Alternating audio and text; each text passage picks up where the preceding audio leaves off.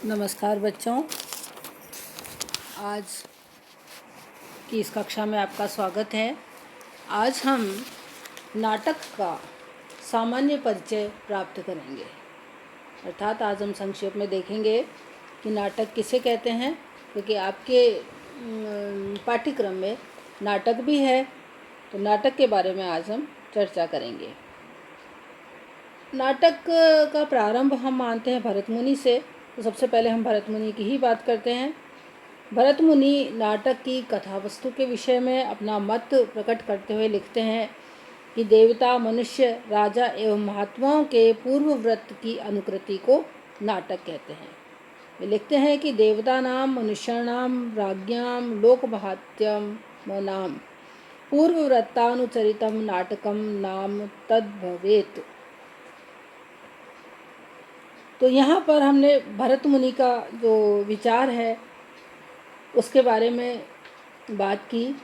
इसी तरह से नाट्य दर्पणकार रामचंद्र गुणचंद्र ने भी नाटक का लक्षण बताते हुए वे कहते हैं कि जो प्रसिद्ध आद्य पौराणिक और ऐतिहासिक राजचरित का ऐसा वर्णन हो जो धर्म, काम एवं अर्थ का फलदाता हो और जो अंक, आय, दशा से समन्वित हो, वह नाटक कहलाता है।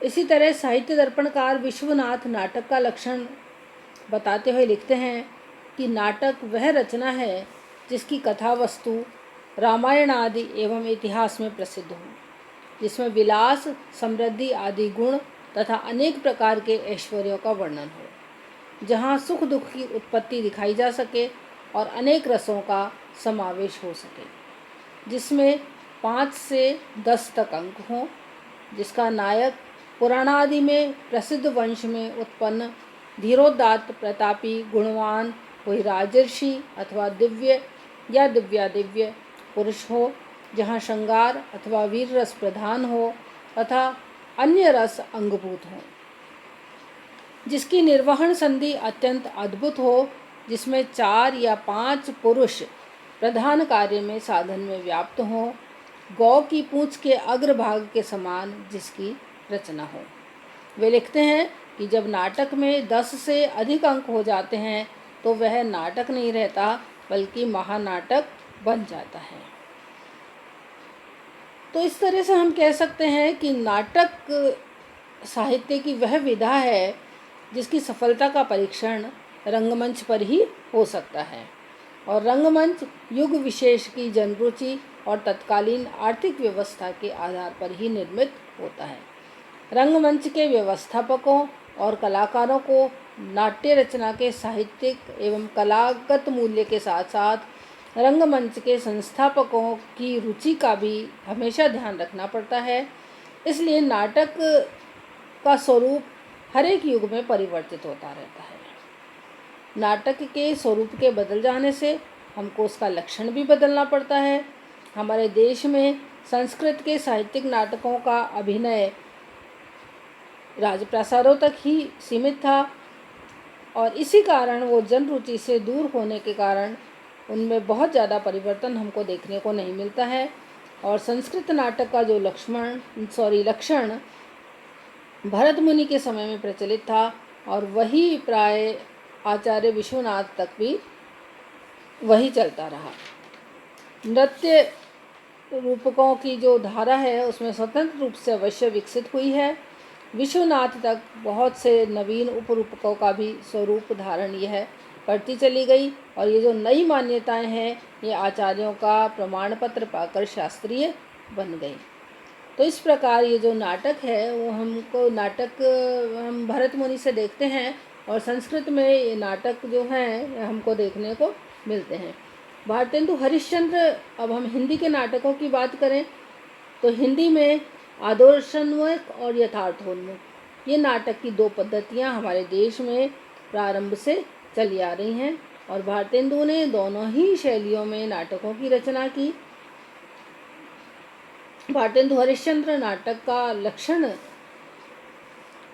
बताते हुए लिखते हैं कि नाटक शब्द का अर्थ है नट लोगों की क्रिया, और नट कहते हैं विद्या के प्रभाव से अपने एवं किसी वस्तु के स्वरूप के फेर या स्वयं दृष्टिरोचन के अर्थ में फिरना। दृश्य काव्य की संज्ञा रूपक है और रूपकों में नाटक ही सबसे मुख्य है। इससे रूपक मात्र को हम नाटक कहते हैं और इसी विद्या का नाम कुशीलव शास्त्र भी है। तो यहाँ पर हमने भारतेंदु हरिश्चंद्र का जो मत है उसे देखा। आधुनिक काल में नाटक के लक्षण जन रुचि के कारण बदलने पड़े हैं। बाबू गुलाब राय इस संबंध में कहते हैं कि नाटक में जीवन की अनुकृति को शब्दगत संकेतों में संकुचित करके उसको सजीव पात्रों द्वारा एक चलते फिरते सप्रमाण रूप में अंकित किया जाता है। नाटक जीवन की सांकेतिक अनुकृति नहीं है वरन सजीव प्रतिलिपि है। नाटक में फैले हुए जीवन व्यापार को ऐसी व्यवस्था के साथ रखते हैं कि अधिक से अधिक प्रभाव उत्पन्न हो सके। जिस तरह से यूनान और अन्य देशों की तरह ही भारत में भी नाटक का जो उद्भव है वो एक तरह से धार्मिक रूप में ही हुआ है। नाट्य शास्त्र में भारतीय धारणा के अनुसार एक बार देवताओं ने ब्रह्मा से ऐसे मनोरंजन अथवा क्रीड़ा की रचना करने के लिए प्रार्थना की जिसे कि सभी जातियों के लोग देख और सुन सकें। अतः ब्रह्मा ने ऋग्वेद से पाठ्य, सामवेद से गीत, यजुर्वेद से अभिनय और अथर्ववेद से रस लेकर के एक पांचवें वेद की, जिसे कि हम नाट्य वेद कहते हैं, उसकी अवतारणा की, जिसका कि विषय इतिहास या पौराणिक आख्यान था। तो इस प्रकार बच्चों हमने नाटकों के बारे में चर्चा की और नाटकों के बारे में चर्चा में हम ये देखते हैं कि किस तरह से नाटकों का प्रारंभ हम संस्कृत से देखते हैं और नाटक को एक पांचवें वेद के रूप में भी माना गया है। और इसी तरह से हमने नाटकों के ऊपर चर्चा के साथ उसके संबंध में कही गई कुछ जो परिभाषाएं हैं उनके बारे में भी विचार किया। धन्यवाद।